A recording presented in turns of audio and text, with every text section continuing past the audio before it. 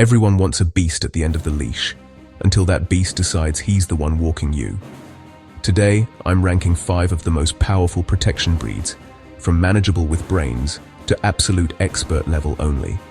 If you're a first-time dog owner and you skip straight to number 5, just go ahead and start saving for legal fees. Let's climb the ladder from level 1 to level 5 and expose the brutal truth about these so-called guard dogs. We start at level 1 with the German Shepherd, the poster child for loyalty, discipline, and heroic movies. But behind the cool-looking stance and the sharp ears, you've got a neurotic genius trapped in a family home. The German Shepherd isn't dangerous because he's mean. He's dangerous because he's bored. This breed was built to work, not to nap on your couch while you binge Netflix. These dogs have energy reserves that would shame a triathlete. Give them 4 hours of nothing to do, and they'll start pacing, whining, digging, or turning your drywall into confetti. If you think barking is annoying, wait until your shepherd starts out-thinking you, opening doors, climbing fences, or deciding the neighbor's kid needs a pat down. They excel with structured jobs, obedience, agility, detection, protection. But without consistent mental and physical outlets, they collapse into anxiety and obsession. If you've ever seen a German Shepherd argue with his owner, drop a yep in the comments. You know exactly what I'm talking about. Level 2. The Doberman. Sleek. Elegant. Looks like a supermodel crossed with a missile. People see that athletic frame and think, perfect home guardian. But here's the plot twist. This breed isn't the cold assassin Hollywood shows you. They're emotional Velcro with teeth. Dobermans don't want space, they want fusion. They follow you to the bathroom, sleep on your feet, and panic if you close a door between you.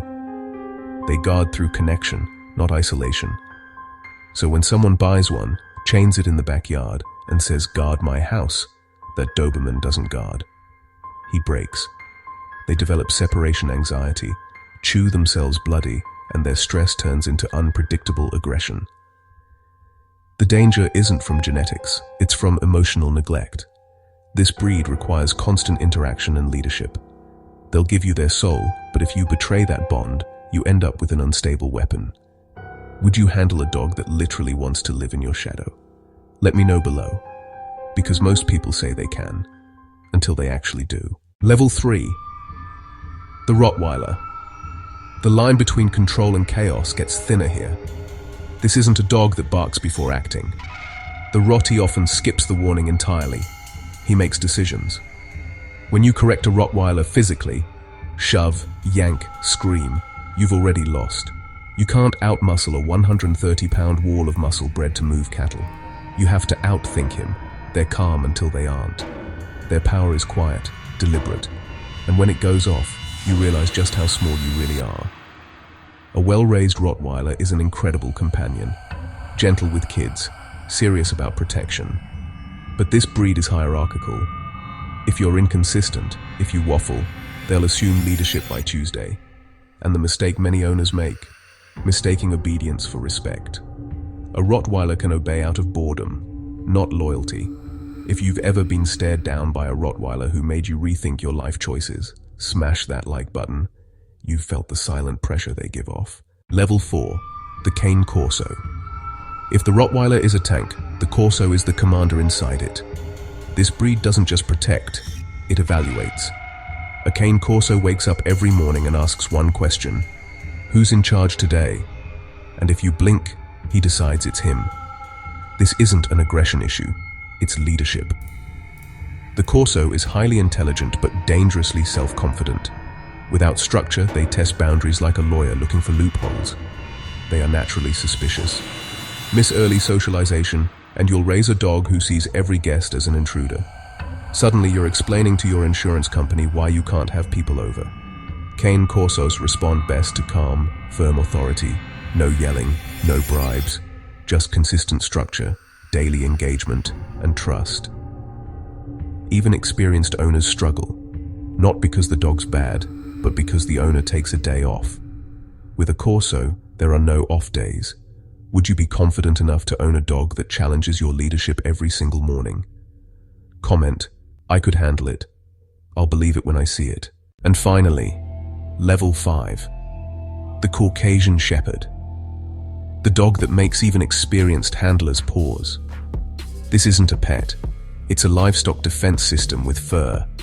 These dogs were bred to repel wolves and bears in the Caucasus Mountains, not to babysit toddlers in the suburbs. A Caucasian Shepherd doesn't warn or guard in the traditional sense. He neutralizes threats. A delivery driver, a neighbor's kid climbing the fence. The dog doesn't see them as visitors. He sees them as invaders. These dogs can weigh 200 pounds, think independently, and make snap decisions before you even step outside. If you don't have property, livestock, and serious working dog experience, bringing one into a suburban home is like parking a tank in your garage and pretending it's a family sedan. They need massive space, structured purpose, and an owner who understands dominance theory, social hierarchy, and early desensitization. Even then, they're unpredictable with strangers. Do you think you could handle a dog that was literally designed to kill wolves? Or would you stick with a breed that won't file assault charges against your mailman? Here's the truth no one tells you. People don't buy guard dogs. They buy status. They want power without responsibility. But every single breed on this list has a cost, and that cost is leadership. Protection dogs don't protect because they love violence. They protect because they trust their handler. Break that trust, and you break the dog. Training these breeds isn't about force. It's about communication, structure, and respect. The moment your dog stops respecting you, you've lost control, and you may not get it back. So before you dream of owning a power breed, ask yourself, can you stay calm when your dog tests you? Can you control your energy, your frustration, your leadership every single day? Let's look at a few quick realities. A family in Texas rehomed their cane Corso after it attacked a guest. Not because it was mean, but because it wasn't socialized. A Doberman euthanized for biting its owner after months of being ignored outdoors. And yet, thousands of these same breeds thrive every day with the right owner. Those owners understand the equation: discipline plus respect plus engagement. Balance. It's not about dominance, it's about partnership. You don't own these dogs, you earn them. Owning a power breed isn't a hobby, it's a lifestyle. They don't fit into your world, you build your world around them.